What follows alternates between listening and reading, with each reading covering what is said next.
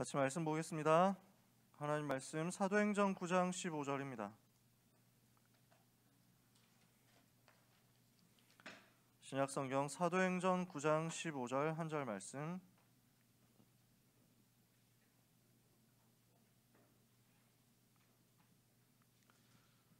제가 가진 성경책에서는 신약성경 202페이지에 있습니다. 사도행전 9장 15절 한 절 말씀 찾으셨으면 다 같이 읽겠습니다. 주께서 이르시되 가라, 이 사람은 내 이름을 이방인과 임금들과 이스라엘 자손들에게 전하기 위하여 택한 나의 그릇이라. 아멘. 바울이 이 부분을 보면서 미리 봤으니까 사실 인생은 다 결정된 거죠. 바울이 미리 본 것 오늘 받을 말씀입니다. 뭘 미리 봤냐?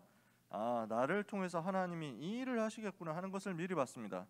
가라, 이 사람은 내 이름을 이방인과 임금들과 이스라엘 자손들에게 전하기 위하여 택한 나의 그릇이라. 이걸 지금 바울이 아나니아를 통해서 들었단 말이에요. 아나니아가 이 얘기를 분명히 바울에게 해줬겠죠. 팀 사역하면서 나를 통해서 하나님은 이방인 살리게 하시겠구나, 저 임금들 살리게 하시겠구나, 이스라엘 자손들 살리게 하시겠구나. 미리 본 사람은 가는 여정 가운데서 문제와도 상관없습니다. 미리 본 그 언약이 성취될 거기 때문에 오늘도 언약 붙잡는 가운데 성취될 것을 미리 보는 영안이 열리는 귀한 모든 렘넌트 여러분 되시기를 주님의 이름으로 축복합니다. 오늘 나눌 말씀 바울이 미리 본 것입니다.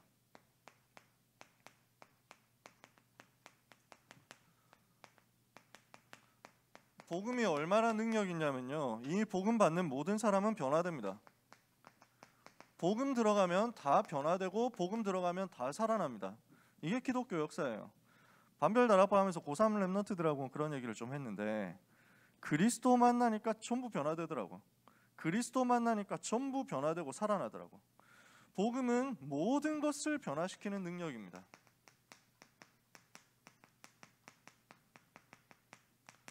그래서 어떻게 모든 것이 변화됩니까? 사망에서 생명으로 변화되는 것입니다. 하나님이 그리스도 예수 안에 있는 우리를 죽음에서 건져내셨어요. 모든 저주에서 건져내셨어요. 사망에서, 죄와 사망의 법에서 생명의 성령의 법으로 바꿔버렸죠. 지옥 백성이었는데 천국 백성으로 바뀌어버렸어요. 신분이요, 원래 마귀 자녀였는데 하나님의 자녀로 바뀌어버렸어요. 요한복음 8장 44절에 전에 어떻게 되어 있었습니까? 너희는 너희 아비 마귀에게서 났으니 이랬잖아요. 근데 지금 어떻게 됐어요? 요한 1서 3장 2절에 사랑하는 자들아, 우리가 이제는 하나님의 자녀라. 여러분, 우리는 하나님 자녀입니다. 더 이상 마귀 자녀 아니에요. 모든 것이 다 변화된 겁니다. 복음 들어가면 다 살아나요. 그 정도가 아닙니다. 삶의 모든 것을 변화시킵니다. 실제 변화가 일어난다는 거예요.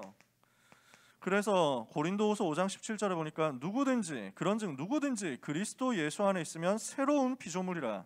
이전 것은 지나갔으니 보라, 새 것이 되었도다. 여러분은 새로운 피조물입니다. 그리스도 안에서 완전 새로워졌어요. 이사야 43장에 뭐라고 말씀합니까? 너희는 이전 것을 생각하지 말며 옛적 일을 기억하지 마라. 보라, 내가 이제 새 일을 행하겠다. 여러분은 새로운 피조물로서 하나님이 주시는 새로운 일을, 하나님이 행하시는 새로운 일을 체험하고 경험할 자격을 가진 것입니다. 어떻게 변화됐습니까? 마귀의 인도와 지배를 받던 불신자 삶에서 하나님의 성령의 인도받는 하나님 자녀의 삶으로 바뀐 겁니다. 전에는 어디 있었어요? 에베소서 2장 2절 공중권세 잡은 마귀의 인도와 지배를 받으면서 살았습니다. 에베소서 2장 3절 본질상 진노의 자녀로 살았습니다. 여기에서 전부 변화됐어요. 이제는 어떻게 됩니까? 성령의 인도와 성령의 지배와 성령의 다스리심을 누리는 인생으로 변화된 겁니다. 요한복음 14장 26절에 보혜사 성령께서 모든 것을 가르치고 모든 것을 생각나게 한다. 요한복음 16장 13절에 진리 가운데로 우리를 인도한다. 성령 하나님께서 우리를 인도해 나가시니까 요한일서 2장 27절에 성령께서 기름을 부어주셔가지고 모든 것을 가르치시고 모든 것을 알게 하시니까 아무도 안 가르쳐줄 필요가 없을 정도로 하나님의 완벽한 인도와 보호와 계획 속에 있는 겁니다. 그러니까 우리는 어떻게 됩니까? 갈라디아서 5장 22절 23절에 보니까 성령의 열매를 맺는 겁니다. 하나님의 자녀의 삶의 열매가 자꾸 맺어지는 거죠. 하나님이 우리를 이렇게 증거를 주시고 이렇게 축복하시는 것입니다. 복음 들어가면 다 살아나요. 성경의 역사, 교회의 역사는 복음 받은 사람들이 어떻게 변화되었느냐에 대한 역사입니다. 그러니까 지난주에 베드로 얘기했잖아요. 그래서 그 얘기했잖아요. 그 찐따 같은 베드로가 맞냐고. 완전 변화된 거예요. 반석 같은 사람으로 변화된 거예요. 여러분의 지금의 모습에 뭔가 여러분 스스로가 낙심한다면 그럴 필요 없다는 거지. 이제는 그럴 필요 없다는 거지. 여러분이 복음을 받았다면 여러분의 모습, 여러분의 안 되는 그 한계, 여러분의 지금의 연약함 하나님이 다 변화시켜 가게 돼 있어. 여러분이 언약을 잡았다는 그 하나만으로 하나님이 바꿔가신다니까. 여러분의 모든 무능을 치유하십니다. 여러분의 모든 약함도 치유하십니다. 여러분의 모든 무식, 여러분의 모든 가난 예수 이름으로 치유되지 못할 것 없습니다. 전부 이기는 거예요. 이게 복음입니다. 복음이 능력이에요. 그만큼의 능력입니다. 복음 받으니까 사람이 변화되고 복음 받으니까 사람이 뒤집어지는데 성경뿐만 아니라 교회사의 흐름이 전부 다 그렇습니다. 어떤 사람이 되게 방황했어요. 어떤 사람이 어릴 때부터 너무 방황했어. 엄마가 열심히 교회 다니고 제대로 예수 믿는 사람이었는데 근데 아들은 이게 믿음이 안 생기는 거예요.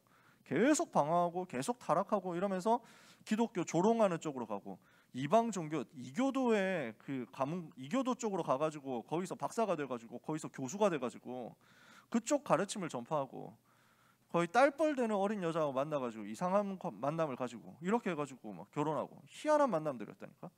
굉장히 타락했는데 이 엄마가 끝까지 기도했거든. 하나님이 아시더라. 아시는 거예요.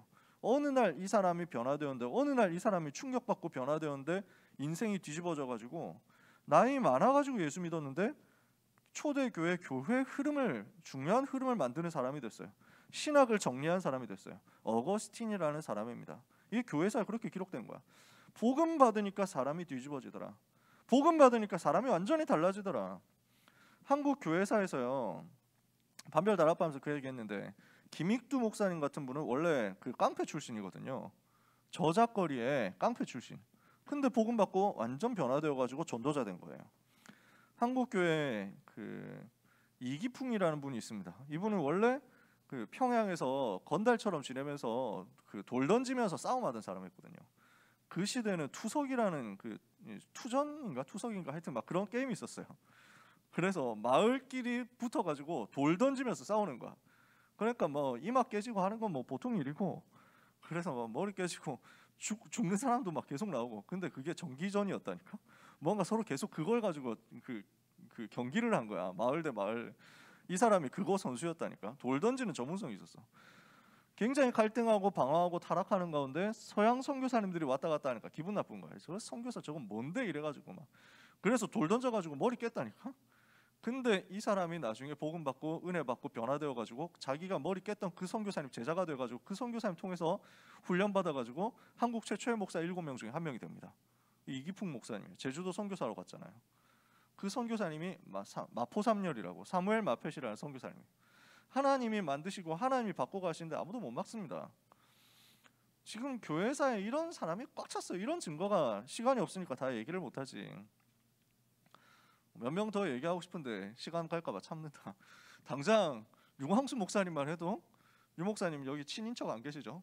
류 목사님하고 친한 사람 안 계시죠? 제가 이렇게 얘기를 했다고 류 목사님한테 이남희 목사가 지난주에 강단에서 류 목사님 까던데요? 뭐 이러면 안 된단 말이지. 류 목사님이 청년 시절에 엄청 방황했다니까. 청년 시절에 깡패는 아니었는데 깡패 비슷하게 이렇게 해가지고 이제 사람들 끌고 다니면서 닥치는 대로 싸움하고 이랬는데 어느 날 변화되어 버린 거예요. 그 얘기를 반별 다락방에서 얘기는 했잖아, 그렇지? 하나님이 사람을 바꾸시면은 진짜 날건달 양아치 진짜 노답 인생도 변화되어 가지고 전도자로 바뀝니다. 모든 것이 다 살아나는 거예요. 모든 것이 다 변화되는 거예요. 어떤 사람은 한국 교회 역사에 있었던 일입니다. 어떤 사람은 원래 이제 그 마음에 안 든다고 수틀린다고 도끼로 일가족을 자기 원한 품었던 일가족을 다 죽여버렸어요. 도끼로. 끔찍하지. 근데 그 사람이 사형 선고를 받고 이제 죽을 날을 기다리고 있는데 복음을 받은 거예요. 그때 비로소 알게 된 거야. 내가 얼마나 큰 죄인인가. 그리고 나 같은 죄인을 위해서 그리스도께서 십자가에서 죽으셨다는 게 얼마나 놀라운 사실인가. 이 사람이 감옥 안에서 뒤집어진 거야. 사형 선고를 받았는데 사형 그 실제 집행을 할 때까지 시간이 있잖아. 완전 변화되어 가지고 감옥 안을 다 뒤집은 거야. 감옥을 다 살린 거야. 간수들이 충격받고 와, 이 사람이 어떻게 이렇게 변했냐. 성자가 된 거야. 근데 아무리 훌륭한 사람 되고 아무리 성자가 되고 아무리 전도자가 되었어도 법은 법이잖아. 이 사람이 사형 당해야 되는 거야. 그러니까 간수들이 울었다니까. 이 사람 사형시키는데 간수들이 다 울었다고. 이런 천사 같은 사람을 우리가 왜 죽여야 되냐, 이런 사람이 세상 떠나면 안 된다 이랬는데, 이 사람 자기가 하는 얘기가 자기는 괜찮다. 나는 너무 많은 죄를 지었기 때문에 당연히 죽어야 된다. 당연히 사형 당해야 된다. 근데 나는 너무 감사하다. 예수님이 나를 위해서 죽으셨기 때문에 나는 이제 천국에 간다. 내가 먼저 천국 갈 테니까 천국에서 만나자. 이래가지고 사형당하는 그 순간까지 찬송 부르다가 하나님 앞에 간 거예요. 복음의 능력이 얼마나 강력한가, 복음의 힘이 얼마나 위대한가. 그를 핍박하고 그를 방해하고 그를 박해하던 사람마저 전도자로 바꿔버린 거예요. 이 복음 받으니까요. 지금 한국 교회에서 굉장히 활동 많이 하시는 중요한 분이 한 분이 있는데, 이분은 원래 그 스님이었어요. 승려였어.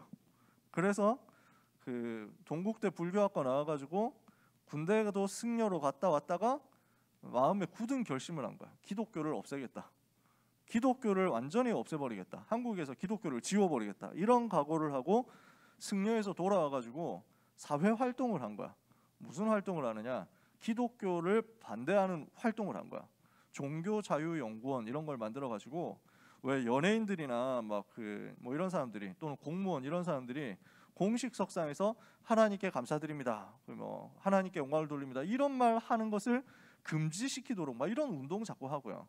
그 다음에 학교에서 사립학교, 미션스쿨 이런 데서 기독교 못 가르치도록 이런 거 법을 만들고, 이런 거 계속 한 거야. 도전을 하고 소송을 걸고 이런 일을 한 거지. 그러다가 이 사람이 하루는 이제 평상시 활동이 그래. 그 공직자의 종교 중립 의무라는 법을 이제 만들기로 계획을 다 세워놓고, 이 사람이 그 모든 것을 다 마무리하기 직전에 그 절간에 올라가서 좀 쉬어야 되겠다 이렇게 한 거예요. 절에 올라가서 쉬면서 평상시처럼 그 하는 게, 활동하는 게 뭐였냐면 기독교 방송에 나오는 설교 모니터링 하는 거. 기독교 방송 목사님들이 설교하면 그거 가지고 이제 그 잘못한 거 있나 없나 이거 찾아가지고 꼬투리 잡아서 고발하고, 그 다음에 이제 막 이렇게 이제 언론에 퍼뜨려가지고 조롱하고 이런 거 하는 게 이 사람 특기였거든. 이분의 취미였어. 전문 활동이었어.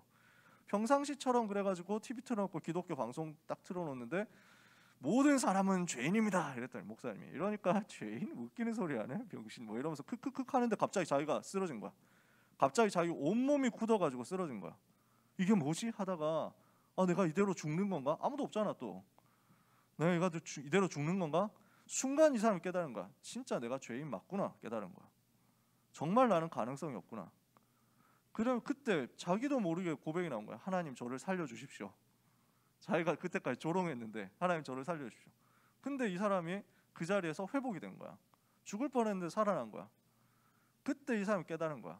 내가 진짜 죄인이 맞았구나. 그리고 나 같은 사람을 그리스도 예수님이 찾아오셨구나. 내려가가지고 자기가 지금까지 공격하고 파괴하기 위해서 봤던 성경을 새로 보는데 이 복음이 깨달아지는 거예요. 이 사람이 완전히 돌변한 거야.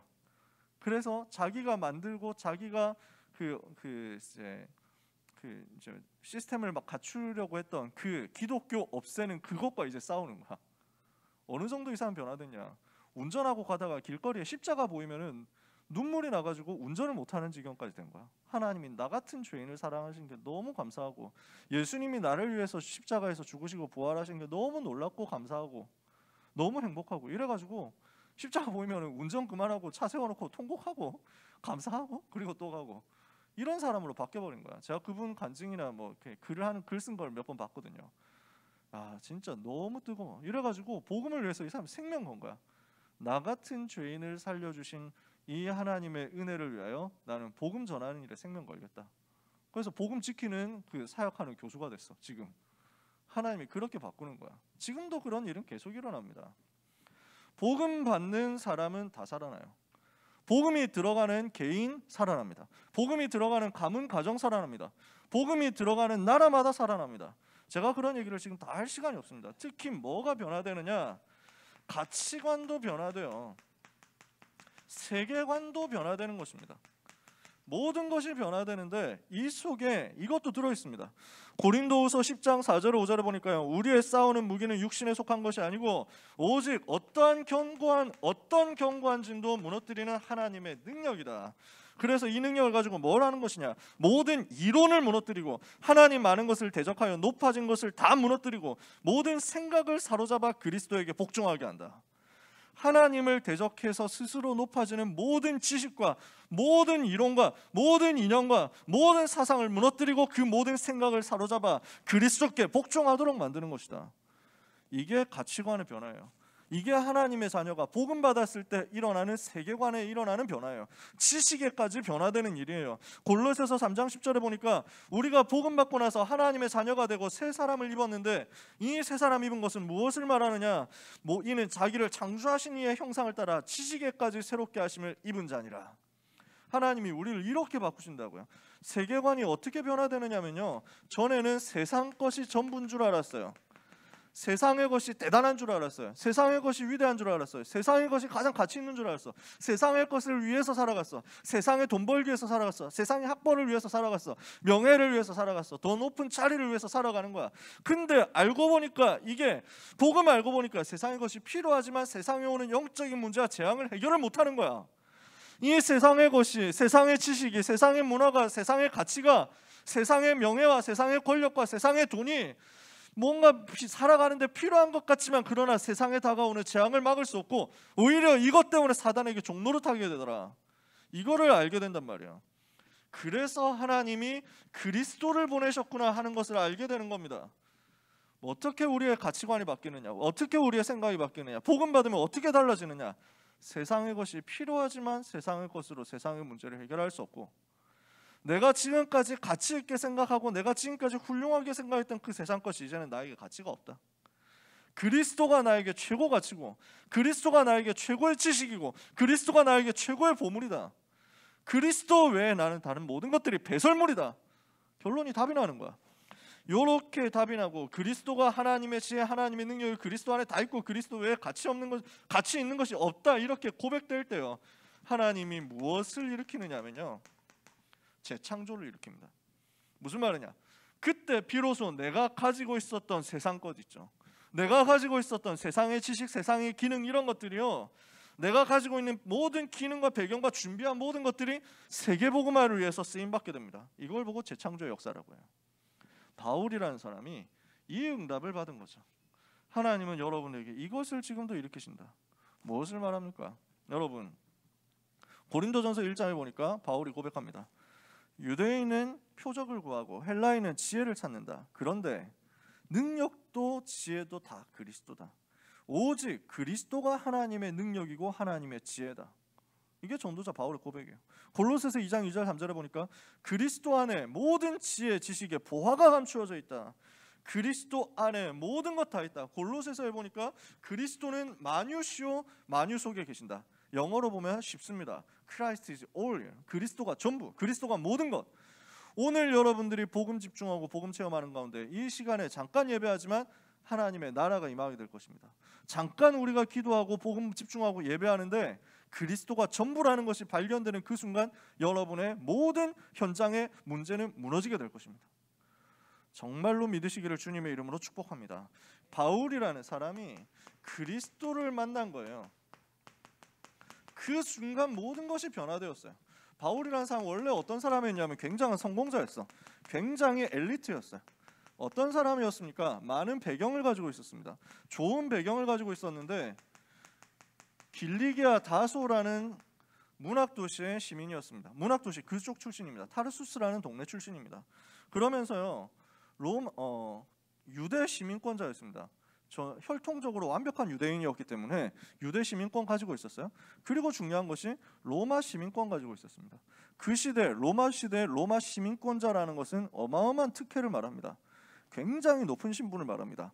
궁금한 사람은 먼 나라 이웃 나라 이탈리아 편 보면 살짝 나옵니다. 로마 시민권 가진 게 얼마나 대단한 것인가. 좀 더 공부해야 되겠다 하는 사람은 시오노 나나미라는 사람이 쓴 로마인 이야기를 읽어보세요. 굳이 안 읽어도 돼. 여기서 얘기하면 이 정도 얘기한 걸로도 충분하거든. 여러분들이 무슨 말이냐면 바울이 배경이 엄청 가지고 있었, 배경을 뭔가 가지고 있었다는 거예요. 이 사람이 준비를 많이 했습니다. 학문이 있었어요. 학벌이 가말리엘이라는 사람 밑에서 공부했습니다. 최고로 공부 많이 했다는 거죠. 그리고 많은 학문 준비가 되어 있었습니다. 실력이 굉장히 준비되어 있었어요. 그때 당시에 중요한 학문이 수사학이라고 해서 말을 꾸미는 기술입니다. 그러니까 말을 예쁘게 하고 말을 훌륭하게 하고 말을 논리적으로 하는 기술이 그때 당시에 가장 중요한 학문 중에 하나였습니다. 수사학. 그리고 철학, 이건 여러분들이 잘 알잖아요. 바울이 나중에 보면요, 에피쿠로스 학파 철학자, 스토아 학파 철학자들하고 논쟁했다는 내용이 사도행전 17장에 보면 나오죠. 여러 가지로 철학에 대해서 훈련을 많이 받았습니다. 법학을 공부한 사람입니다. 나중에 로마 시민권 가지고 다 이제 그 써먹는, 자기의 법적인 권리를 써먹는 모습을 볼 수 있거든요. 법을 제대로 공부했습니다. 그때 당시에 중요한 학문들 중에 하나였단 말이에요. 그러면서 신학을 제대로 공부했어요. 그러니까 구약 성경을 완전 외우는 정도까지 공부를 했습니다. 언어적으로 뛰어났는데 아마 4개 국어 정도는 했던 것 같다. 아람어를 그때 당시에 유대 나라에서 쓰고 있었거든요. 아람어. 이거는 자기 모국어니까. 그 다음에 헬라어 쓸 줄 알았습니다. 그리스어. 그 다음에 성경 연구해야 되니까 고대 히브리어를 할 줄 알았습니다. 그리고 로마 황제 앞에 섰으니까 라틴어 할 줄 알았을 것이다. 그럼 4개 국어가 되잖아요. 대단한 실력 가지고 있었죠. 굉장히 많은 현장에서 성공도 했습니다. 어디까지 갔느냐? 산헤드린 공회라는 곳에 회원이 된 겁니다. 산헤드린이라는 것은 지금으로 따지면 유대 나라의 국회거든요. 국회의원이 된 거예요. 그때 당시 국회의원 자격이 산헤드린 공회 회원 되려고 하면은 30세 이상이어야 되고 한 여자의 남편이어야 된다. 이런 자격이 있어. 조건이 있어. 그래서 바울이 결혼을 했을 수도 있다. 이렇게 보는 학자들도 있습니다. 자세한 건 뭐 중요한 거는 천국 가봐야 알겠지만, 그 사실인지 아닌지는 천국 가봐야 알겠지만, 아무튼 이렇게 해가지고 모든 것을 다 가지고 있는 성공자였단 말이에요. 굉장히 유리한 많은 조건들을 가지고 있었어요. 그런데 사실은 뭡니까? 실상은 실패자였어요. 어떤 실패가 있었습니까? 이 사람이 모든 것 다 가지고 있는데 이 문제가 해결이 안 되는 거예요. 영적인 갈등과 고민과 답답함이 해결이 안 되는 거예요. 영적인 문제가 자꾸 자기에게 찾아오고 고민과 갈등이 찾아오고 염려가 찾아오는데 이거를 이겨낼 수 있는 게 없는 거야. 그러니까 열심히 해보면 될 줄 알고 신앙생활을 열심히 하는데 이 열심이 틀린 열심인 거야. 이러니까 계속 방황하게 됩니다. 좀 내가 잘 믿어보면 될 줄 알았는데 이게 잘 안 되는 거야. 절대로 이게 해결이 안 되는 거야. 그러니까 어떻게 되느냐? 제대로 내가 믿어봐야 되겠다 하니까 저 유대 종교를 내가 믿고 있는 유대교 하나님 이거를 방해하는 것 같은 저 이단 나사렛 예수가 그리스도다 하는 저것들 다 없애야 되겠다. 진짜 내가 하나님 위해서 충성해야지. 내가 교회를 위해서 충성하겠다. 이단 박멸해야지. 이렇게 해가지고 나선 거예요. 그래서 사정없이 교회를 핍박하는 사람이 됩니다. 스데반이 복음 전할 때 스데반 사형 선고 내리는 그 자리에 증인이 돼가지고 판결 내리고요. 그러면서 예수 믿는 사람들을 다 잡아 가두고 구속영장, 체포영장 받아가지고 잡아가지고 감옥에 가두고 이제는 다메섹까지 가가지고 그 외국까지 가가지고 도망간 사람들을 잡아오려고 지금 나선 겁니다. 그게 지금 사도행전 9장이거든요. 굉장히 영적으로 갈급하고 시달리는 상태였는데 이것을 사람들은 모릅니다. 왜? 눈에 보이는 이런 것들 때문에. 눈에 보이는 이런 좋은 배경도 있고 실력이 있고 이런 거 같으니까 사람들이 착각하는 거예요. 속는 거예요. 야, 대단한 사람이다. 훌륭한 사람이다. 근데 속으로는 사실은 썩어가는 거야. 여러분 주변에 있는 또 여러분이 앞으로 사회로 가게 되면 만나게 될 성공자들이 다 실제로는 그런 모습입니다. 이 사람이 어느 날 변화된 거예요. 이 사람이 복음으로 답을 낸 거예요. 부활하신 주님이 직접 찾아오신 것입니다. 예수 그리스도께서 부활하신 예수 그리스도께서 이 핍박자 사울에게 직접 나타납니다. 원래 이름이 사울이에요, 그죠? 이 사람 이름이 히브리어로는 사울, 그 다음에 헬라어로는 파울로스, 라틴어로 하면 파울루스라고 하는.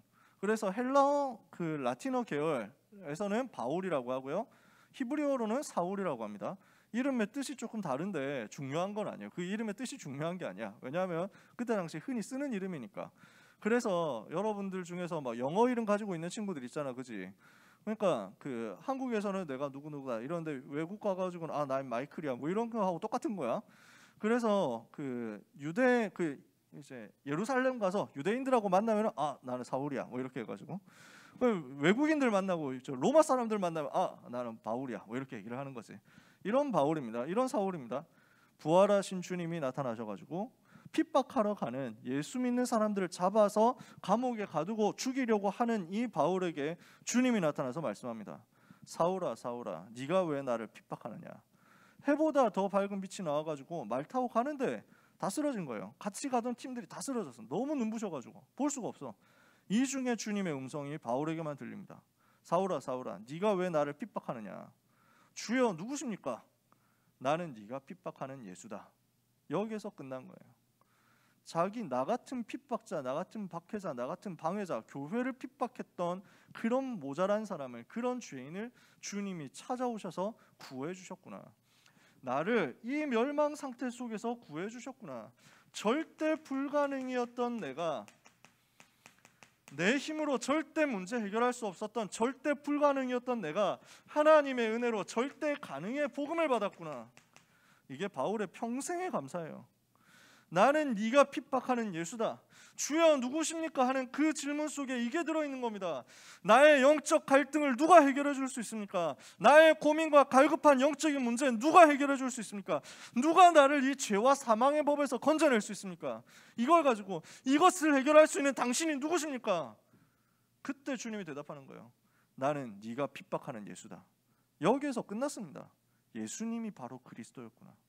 내가 찾던 메시아, 내가 찾던 그리스도, 내가 찾던 모든 문제 해결자가 바로 예수님이었구나. 내가 핍박하던 그 예수님이 바로 나의 모든 문제 해결하시기 위해서 나를 위해서 죽으시고 나를 위해서 부활하신 그 그리스도 맞았구나.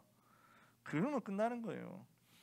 이 바울이 여기에서 복음을 받고 인생의 방향을 완전 뒤집어 버리잖아요.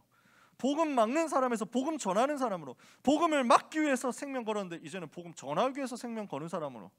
이러니까 이 사람을 하나님이 어떻게 사용하시느냐. 사도행전 9장 10절에 아나니아라는 사람을 통해서 복음을 집중적으로 받아가지고 치유되게 만듭니다. 그죠? 팀 사역 받고 복음 받고 집중적으로 치유되는데 이때부터 미리 보는 역사가 시작되는 거예요. 사도행전 9장 15절. 이 사람은 이방인과 임금들과 이스라엘 자손들에게 내 이름을 증거하기 위하여 택한 나의 그릇이다. 자기의 인생이 보인 거예요. 자기 인생이 답이 난 거예요. 아, 하나님 나를 이 일을 위해서 불렀구나. 나는 이 일을 앞으로 하게 되겠구나. 이게 무슨 말입니까? 아무도 할 수 없고 자기만이 할 수 있는 세계복음화 발견된 거예요. 다른 사람은 흉내낼 수 없고 나만이 할 수 있는 세계복음화. 여러분, 베드로가 할 수 있는 세계복음화 따로 있습니다. 또 야고보가 할 수 있는 세계복음화 따로 있습니다. 요한이, 빌립이, 안드레가, 바돌로메가, 도마, 마태 이런 사람들이 할 수 있는 세계복음화 따로 있습니다. 지금 바울만이 할 수 있는 세계복음화가 나온 겁니다. 예수님이 이 부분을 바울에게 메시지로 준 거예요. 이방인과 임금들과 이스라엘 자손들 앞에 서서 예수 이름 증거해야 될 일이 필요한데, 세계복음화 하려면 그 일을 해야 되는데 그 일을 위해서 하나님이 이 모든 것을 예비를 해놓고 준비를 시켜놓은 거예요. 그래서 왕 앞에 서서 복음 전할 수 있는 준비하도록 하나님이 어릴 때부터 바울을 만들어 놓고 이 시간에 부르셨단 말입니다. 그러니까 여러분들이 가지고 있는 기능 있죠. 여러분들이 가지고 있는 배경 있죠. 여러분들이 살아온 조건 있죠. 하나도 빠짐없이 세계복음화 위해서 쓰임받습니다. 하나도 빠짐없이 그것을 가지고 여러분은 세계복음화하는 그 자리에 서게 됩니다. 여러분의 과거는 절대로 여러분에게 상처가 되지 않습니다. 이 복음 깨달은 사람에게 있어서 과거는 절대로 상처가 되거나 여러분을 올가면은 올가미가 되거나 여러분에게 문제를 자꾸 일으키는 함정이 되거나 이렇게 할 수가 없습니다. 복음 가진 하나님의 자녀는 이것을 가지고 생을 뒤집어서 오히려 세계복음화하는 발판으로, 나만의 세계복음화 할 수 있는 근거가 되고 발판이 되도록 바꿔버리기 때문에 하나님이 오늘 이 응답을 여러분에게 주실 것입니다. 바울이 가지고 있는 전문성과 바울이 가지고 있는 기능과 바울이 가지고 있는 지식이 전부 활용되어야만 가능한 세계복음화를 하나님이 바울에게 예비하고 맡겼단 말이에요. 이 응답이 실제로 이제는 만남 속에서 구체화되게 됩니다. 하나님이 이것을 자꾸 확인시켜 주는 거예요. 어떻게 확인시킵니까? 사도행전 11장 25절 26절에 보니까 바나바와 함께, 바나바라는 사람을 만나가지고 함께 안디옥에서 복음운동하면서 자기에게 주신 이 미션을 구체화하는 응답받기 시작합니다. 사도행전 13장 1절에서 3절에 보니까 안디옥 교회 5인 1조 팀이 있었습니다. 이 5인 1조 팀과의 만남을 통해서 선교를 준비하고 세계 선교하는 가운데 그 중에서 바나바와 함께 팀을 이루어가지고 선교 시작을 하게 됩니다. 세계복음화는 시작을 본격적으로 하게 되는 거예요. 가는 곳마다 만남들을 하나님이 주십니다. 사도행전 18장 1절에서 4절에 보니까 브리스길라 아굴라 같은 제자를 만납니다. 평생의 동역자, 평생에 같이 전도운동할 수 있는 제자, 사명자, 요원 만나가지고 같이 전도운동하게 되는데, 가는 곳마다 이런 팀들이 만나지니까 나중에 로마서 16장 1절에서 27절 이런 팀들로 구체화되는 거예요. 내가 미리 본 언약으로 붙잡은 세계복음화가 구체적으로 만남을 통해서 이루어지게 됩니다. 언제? 여러분이 그리스도 제대로 만나고 그리스도로 결론 내렸을 때 말이에요. 하나님은 계속 만남을 준다고. 그리고 결국 어떻게 합니까? 미리 본 것이 현장에서 성취되도록 역사하시는 것입니다. 지금까지 바울이 미리 보고 기도하면서 한 걸음 한 걸음 언약의 여정 가는데, 이것이 삶의 여정 속에서 전부 성취되는 거예요. 어떻게 성취됐느냐? 여러분 내용을 아시잖아요. 이방인과 이스라엘 자손들에게 내 이름을 증거하게 될 것이다 이랬는데, 이방인에게 증거하는 일들을 하나님이 본격적으로 바울에게 시킵니다. 사도행전 13장 1절에서 12절에 그 구브로 지역, 갈라디아 지역에서 복음 전하고 이방인 살리는 전도운동 하게 됩니다. 사도행전 16장 6절에서 10절에 시작된 게 마게도냐 살리는 전도운동입니다. 마게도냐 중심으로 해가지고 사도행전 16장에 마게도냐 지역의 첫 성인 빌립보에서, 사도행전 17장에 마게도냐 중심지인 데살로니가에서, 사도행전 18장에 아가야 지역의 중심주인 고린도에서 복음 운동하면서 많은 제자들을 일으키고 교회 시스템 세우는 거예요. 사도행전 19장 1절에서 7절에는 예비된 제자들을 만납니다. 이 제자들을 훈련시켜서 양육시켜가지고 현장으로 들어갔더니 아시아에 사는 자는 유대인이나 헬라인이나 다 복음 듣게 되는 역사가 일어났습니다. 그래서 저 갈라디아 지방 살리고, 마게도냐 아가야 지방 살리고, 그리고 아시아 살리고, 이게 1차 전도여행 13장 14장, 2차 전도여행 16장 17장 18장, 3차 전도여행 19장 20장 사도행전, 이렇게 해가지고 전 이방인 현장에 복음이 증거되도록 시스템 세운 겁니다. 하나님이 걸음을 통해 가지고 역사하시는 거죠. 드디어 그리고 어떻게 됩니까? 아무도 갈 수 없었던 그 강대국 로마 현장으로, 그리고 주님이 말씀하셨던 대로 임금들 앞으로 가게 됩니다. 어떻게 해요? 사도행전 19장 21절에 이 일이 있은 후에 바울이 마게도냐 아가야를 거쳐 예루살렘에 가기로 작정하고 이르되 내가 거기 갔다가 후에 로마도 보아야 하리라.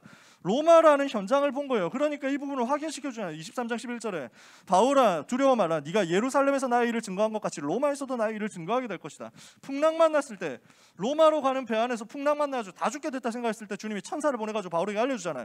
바울아 두려워하지 마라. 네가 가이사 앞에 서게 될 것이다. 여러분이 황제 앞에 서게 될 것이다. 여러분이 저 임금들 앞에, 대통령 앞에, 저 왕들 앞에, 저 재벌들 앞에, 저 엘리트 성공자들 앞에 서서 예수만이 그리스도라고 답을 주게 될 것이다. 하나님이 이것을 여러분에게 지금 말씀하시는 거예요. 237나라 살려야 됩니다. 저 5천 종족을 살려내야 됩니다. 이 일을 위해서 하나님은 여러분을 어디로 보내겠다고 하느냐? 강대국 앞으로 보내겠다는 거예요. 여러분을 어디로 보내겠다고 하느냐? 왕 앞으로, 가이사 앞으로 보내겠다고 하는 거예요. 이 사실을 청소년 때 아멘으로 믿으면 됩니다. 저는 그렇게 믿었습니다. 여러분이 지금 아멘으로 고백하고 그 사실을 하나님 앞에 믿음으로, 조그만한 믿음으로 하나님 앞에 고백한다. 하나님은 그것을 접수합니다. 2021년 3월 21일에 예은이가 아멘 확인했음 이렇게 해가지고 접수했다. 오케이, 이 사람 보냄. 처리한다니까. 하나님은 여러분에게 떡밥을 날리셨고 여러분이 그 떡밥을 무는 순간 접수 완료. 아시겠어요? 이걸 안 묻다니까. 분명히 세계복음화하도록 가이사 앞에 서게 할 것이다 이랬는데 아멘을 안 한다니까. 이러니까 응답 못 받지. 진짜 간단한데 여러분 조그만한 믿음만 있으면 돼요. 바울에게 주셨던 그 언약이 완벽하게 이렇게 해서 현장에서 한 걸음 한 걸음을 통해서 성취되어 나가는 것입니다. 사랑하는 모든 렘넌트 여러분을 통해서 임금들에게 복음 증거되는 역사, 강대국의 복음 증거되는 역사, 237과 5천 종족의 복음 증거되는 역사 있게 되기를 예수 그리스도 이름으로 축복합니다. 엎드려 절박이지. 항상 그렇습니다만 변화될 거야. 언젠간 변화될 거야. 언젠가는 아멘 소리로 쩌렁쩌렁해질 거야. 그런 날이 오겠지. 자, 마지막입니다. 한 가지 더 있어요. 뭘 했냐? 언약의 작품을 남긴 겁니다. 왜? 이걸 가지고 이스라엘 자손들에게, 후대들에게 증거해야 되니까. 이게 뭐였습니까? 바울이 남긴 13권 서신입니다. 그러니까 바울이 가지고 있었던 언어, 배경, 모든 지식, 학문 이런 것들이요 전부 복음을 위해서 사용돼요. 어떻게 복음을 위해서 사용되냐면요, 언어 있잖아요. 언어, 헬라어, 히브리어, 아람어, 라틴어, 이게 하나도 빠짐없이 복음 증거하는 데 사용돼요. 헬라인 이방인들이 가서 헬라어 가지고 복음 전하죠. 유대인들 앞에 서 가지고는 아람어를 가지고 얘기하죠. 복음 전하죠. 그리고 저 유대 제사장들 만나면 히브리어로 대화하죠. 그리고 황제 앞에 서서는 라틴어 가지고. 어느 정도 역사를 하냐, 빌립보서 4장에 보니까 바울이 감옥에서 편지를 보내는데, 빌립보 교회 편지 보내는데, 빌립보에 있는 로마에 있는 여러 사람들이 너희에게 문안하는데 그 중에서 특별히 가이사의 집 사람들 중 몇이니라, 이렇게 얘기합니다. 무슨 말입니까? 황제 집안의 사람들, 황제 가문 속에 있는 몇 사람이 복음 받고 제자가 되어가지고 지금 말씀 운동하고 있다는 거예요. 이 정도로 하나님이 사용하시죠. 그 로마로 가게 되는 배경이 뭐가 있었냐면요, 법학적인 자기가 가지고 있는 로마 시민권과 바울이 가지고 있는 법학 지식이 사용돼요. 유대인들이 바울을 모함해가지고 고발해서 억지로 이렇게 막 재판을 걸고 소송을 거는데, 바울이 이때 뭐라고 얘기하느냐, 나는 로마 시민권자다. 로마 시민에게 주어진 권리를 사용하겠다. 나는 이 사람들에게 죄를 지은 적이 없고, 나는 유대 율법에도 죄를 지은 적 없고, 나는 로마 법에 대해서도 죄를 지은 적 없다. 근데 나를 자꾸 이렇게 어렵게 만든다. 나는 이 사람들 앞에서 재판받을 필요가 없다. 이유가 없다. 나는 내게 주어진 시민권에 주어진 권리를 따라서 가이사에게 상소한다. 가이사 앞에서 재판을 받겠습니다. 요 한마디를 가지고 뒤집어 버린 거예요. 흐름을 다 바꿔버렸다니까. 가지고 있었던 모든 것이 복음으로 사용되는데, 준비되었던 모든 것을 작품으로 후대에게 남기는 응답까지 받는 거예요. 그러면 오늘 우리가 나눌 메시지의 포인트, 바울을 두고 메시지 나눌 포인트, 유 목사님이 알려주신 포인트가 이 부분입니다. 재창조예요. 어떻게 재창조할 거냔 말이죠. 여러분이 그리스도를 깨달을 때 재창조의 여정은 시작됩니다. 그리스도가 제대로 깨달아져야 돼요. 그리스도의 가치가 더욱더 발견돼야 돼요. 갈수록 그리스도가 나에게 더 귀하게 와닿아야 돼요. 로마서 14장 8절에 내가 살아도 주를 위하여 살고 우리가 죽어도 주를 위하여 죽나니 우리가 사나 죽으나 주의 것이로다. 빌립보서 1장 20절 21절은 바울은 뭐라고 얘기합니까? 우리가 살든지 죽든지 내 몸에서 그리스도가 존귀케 되게 하려 하나니 이는 내게 사는 것이 그리스도니 죽는 것도 유익함이라. 그리스도의 가치가 이만큼 발견되는 거예요. 갈수록 그리스도가 나에게 더 귀하게 와닿아야 돼요. 그리스도 외에 귀중한 거 없다. 그리스도 외에 더 소중한 거 없다. 나에게 그리스도가 가장 귀하다. 이렇게 발견되는 거야. 예수님이 그리스도 되심이 갈수록 여러분들에게 이해되고 정리가 돼야 돼요. 예수가 그리스도 되심이 정리되고요, 그 그리스도가 정말 모든 문제 해결자 맞구나, 정말 그리스도가 나의 그리스도구나 하는 것이 발견되고요, 체험되고 발견되고, 점점 내가 그리스도께 발견되고 내가 그리스도를 발견하고요, 이렇게 해서 이것이 점점 믿어져서 그리스도가 나의 주인 되시는 믿음의 역사가 일어나는 겁니다. 이게 그리스도를 깨닫는 과정이에요. 이 정도까지 나와야 돼요. 성경을 통해서, 강단을 통해서, 현장의 상황을 통해서 예수님이 그리스도라는 사실을 정리해요. 그리스도가 그리스도 되시고 나의 모든 문제 실제 해결하셨다는 사실이 발견돼요. 그리스도가 나의 주인 되심이 이해되고 믿어져요. 저 날마다 그리스도가 나의 주인 되시니까 어떻게 가게 됩니까? 갈라디아서 2장 20절 되는 거예요. 나는 그리스도와 함께 십자가에 못 박혀 죽었나니 이제는 내 안에 내가 사는 것이 아니고 오직 그리스도께서 사시는 것이다. 두 번째입니다. 이렇게 그리스도가 발견되면요, 어느 단계로 가느냐, 내가 귀하게 생각하고 내가 좋아했던, 내가 따라갔었던 그 세상 것이요 이제는 나한테 가치 없어요. 배설물로 보일 만큼 그리스도가 더 귀하게 와닿아야 돼요. 그리스도가 더 귀하게 깨달아져야 돼요. 세상 것이 귀하게 보이고 세상 것이 가치 있어 보이면요, 아직 이 응답 못 받아요. 재창조 아직 안 나옵니다. 세상 것이 나에게 배설물에 불과하구나, 사람들이 찾아다니고 좋아하는 그것들이 나에게 배설물로 보이구나, 가치가 완전 뒤집어지는 거예요. 바울이 빌립보서 3장 1절에서 21절에 고백합니다. 그리스도 알고 나니까 전에 내가 귀하게 생각하고 전에 내가 좋게 생각하고 전에 내가 자랑스럽게 여겼던 모든 것들이 배설물에 불과하구나. 왜? 그리스도 아는데 방해되니까. 내가 이 모든 것을 해로 여기고 배설물로 여기면 내 주 그리스도 예수를 아는 지식이 가장 고상하기 때문이라. 내가 그를 위하여 모든 것을 잃어버리고 또한 모든 것을 해로 여기는 것은 내가 그리스도를 알고 그리스도 안에서 그리스도께 더 발견되기를 위하기 때문이다. 나는 그리스도께 더 발견되기를 원한다. 내가 그리스도를 더 깨닫기 원한다. 그리스도의 손에 잡힌 바된 그것을 잡으려고 쫓아간다. 그리스도 안에서 위에서 부르신 부름의 상을 위해서 나는 달려간다. 그리스도가 나의 최고 배경이다. 우리의 시민권은 하늘에 있다. 거기로부터 구원하는 자 곧 주 예수 그리스도를 기다리는 그가 우리의 낮은 몸을 자기의 영광의 몸의 형체와 같이 변케하시도록 변화시키시도록 모든 그 이름의 권능과 영광의 권세를 가지고 나에게 역사하실 것이다. 그래서 그리스도가 최고의 지식이요, 그리스도가 나에게 최고의 가치, 그리스도가 나에게 최고의 상급, 그리스도가 나에게 최고의 배경, 그리스도가 나에게 최고의 목표, 그리스도가 나에게 최고의 권세. 바울의 고백이에요. 그 그리스도 안에서 나머지 모든 것들이 배설물로 여겨질 만큼 답이 나오는데요, 이렇게 해서 여러분들이 오직 그리스도로 결론이 나서 오직 그리스도로 행복할 때, 오직 그리스도로 만족할 때, 오직 그리스도로 감사할 때, 비로소 이때부터 여러분이 가지고 있었던 모든 기능과 여러분들이 하고 있는 모든 공부, 여러분들이 가진 모든 배경 다 살아납니다. 그게 세계복음을 위해서 사용되는 거예요. 여러분의 취미가 변화되고 살아나요. 여러분의 특기가 치유되는 거예요. 여러분이 가지고 있는 모든 지식과 전문성 전부 복음을 위해서 사용되는 역사라. 이게 재창조.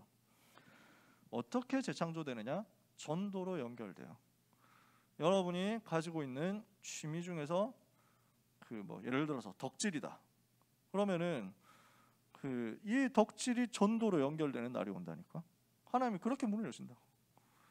하나님이 축복하시는데, 제가 그런 쪽을 좋아하잖아요. 저는 제가 스스로 덕후라고 불릴 자격이 없다고 늘 생각합니다. 왜냐, 진짜 덕질의 세계는 넓고 깊어. 그러니까 애니메이션 이런 것만 해도 얼마나 세계가 깊은지 몰라. 나는 잘 몰라요. 저보다 훨씬 전문성 있는 동역자들 많이 있거든. 그 동역자들의 이름을 내가 여기서 얘기하고 이러면은 왠지 공개 처형 당하는 기분이 될 테니까 내가 고발을 할 수는 없고. 근데 나는 진짜 그런 분들 존경해. 그러니까 나는 조금 좋아하는 것 정도밖에 안 되지. 전에 교회에서 수요일에 설교하고 새로운 분이 있어가지고 인사를 하는데, 이렇게 나이가 나하고 비슷할 것 같다 이래가지고 물어보니까 1살 미치라, 나보다 1살 어린 분이었어요. 그래서 너무 반갑다 하면서 혹시 취미가 어떻게 되시나요? 하고 물어봤거든. 근데 내가 왜 그런지 모르겠어. 내 취미부터 먼저 밝힌 거야. 저는 건담 같은 거 좋아한다고 이랬더니 이분이 눈이 막 반짝 떠지는 거야. 왜냐? 이분은 진성 덕후였어. 진짜 내가 너무 존경스러운 그분하고. 그래서 그때부터 이제 목사님, 다른 목사님하고 셋이서, 이 다른 목사님도 또 만화를 되게 좋아하시더라고. 이래가지고 맨날 수요일에 끝나고 같이 밥 먹으면서 이쪽 라인에 대해서 포럼하는데, 와, 얼마나 전문성인지 몰라요. 건담을 나한테 2개나 선물을 해주셨다니까. 내가 그 집에 놀러 가봤어. 와, 진짜 그냥 거의 어림잡아도 한 수천만 원치 있는 것 같더라고. 피규어하고. 그러니까 무슨 미소녀 이런 건 안 키우시더라. 주로 특촬물, 괴수 이런 거, 그 다음에 로봇 이런 거 해가지고 완전 전문성 있어. 나는 너무 멋있더라고. 야, 진짜 괜찮다. 진짜 너무 훌륭하시다. 이러니까 이분이 너무 또 힘을 얻는 거야. 왜냐하면 이런 거 가지고 늘 핍박만 받았지 인정받는 사람을, 인정해주는 사람을 본 적이 없거든. 이래가지고 마음껏 대화하는데 이분이 되게 은혜를 받더니 지금은 선교사님 같이 후원하는 사이가 됐어요. 일본 선교사님 후원하는 식구가 됐다니까. 여러분들이 가지고 있는 모든 것들이 다 전도로 활용되는 그 날, 그 시간표 옵니다. 언제? 그리스도가 전부가 될 때요. 그리스도가 전부가 안 되고 나머지 모든 것들이 배설물이 안 되면 그때가 안 옵니다. 재창조는 안 돼요. 왜 그런지 아세요? 그게 귀한데, 내가 덕질이 그리스도보다 귀한데, 나한테 게임이 그리스도보다 귀한데, 나에게 저 아이돌이 그리스도보다 귀한데 어떻게 그걸로 역사 일어나겠어요? 그래서 제일 먼저 있어야 될 일은 뭐냐면요, 이 응답이 올 때까지 복음에 더 집중하는 겁니다. 그리스도가 나에게 제대로 깨달아지고 발견되고 그리스도가 나에게 최고 가치가 되고 다른 것이 배설물로 보일 때까지 여러분 먼저 복음에 집중하세요. 어떻게 해요? 성경 묵상하고 말씀 묵상하세요. 그리고 현장에서 기도해요. 어떻게까지 기도해야 되냐? 그리스도가 나의 전부가 되도록, 그리스도가 나의 모든 것이 되도록, 그리스도가 나의 유일한 사랑이 되도록. 그렇게까지 기도하고 있으면요, 그렇게 응답을 받고 있으면요, 하나님은 오직이 된 사람에게 유일성의 응답을 주실 겁니다. 그리고 그 유일성은 반드시 재창조라는 결론으로 나올 겁니다. 하나님이 주신 은혜를 여러분들이 받고 누리다가 이 재창조의 증거 가지고 가이사 앞에 서는 역사 체험하게 되기를 예수님의 이름으로 축복합니다. 기도하겠습니다. 하나님 감사합니다. 바울이 미리 본 것이 우리 렘넌트에게 보여지게 하옵소서. 바울에게 주셨던 오직 유일성 재창조의 응답과 은사가 우리 모든 렘넌트에게 임하게 되기를 기도합니다. 그래서 이방인과 임금들과 이스라엘 자손들 살리는 역사 일어나게 하옵소서. 이 모든 것을 두고 먼저 기도하오니 사랑하는 모든 렘넌트와 전도자들에게 그리스도가 오직이 되는 응답 시작되게 하옵소서. 그리스도가 나의 유일한 사랑이 되시는 증거가 나타나게 하옵소서. 그리스도가 나에게 최고 가치가 되고 다른 귀하게 생각했던 모든 것들이 세상이 쫓아다니는 창세기 3장 6장 11장의 모든 것들이 배설물로 여겨질 만큼 그리스도로 깊이 결론나는 역사가 있게 하여 주옵소서. 모든 문제 해결자이신 최고의 가치 되신 예수 그리스도 이름으로 기도합니다. 아멘.